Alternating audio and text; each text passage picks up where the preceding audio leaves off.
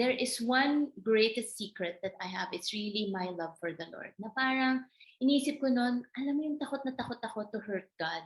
Takot na takot akong um, hindi sundin kung ano yung pinapagawa ni God. Kasi ano the first sin that God revealed to me when we separated was the sin of idolatry. Kasi siya yung naging idol ko in my life. Na parang everything I did, everything I decide on, it's what would make Danny happy, what would please him.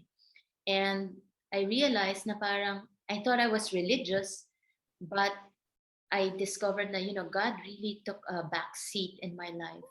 And so when we separated, I really devoted my time um, knowing God, loving God, obeying God.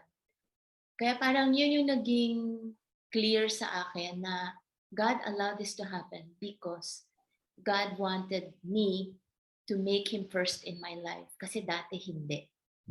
Pero taong simbahan ako. Every day I would go to church. I was, church goer na ako at the age of 9. And so I thought na I had a relationship until yun nga, yung tamang relationship pala was, when I became so in love with God. Yun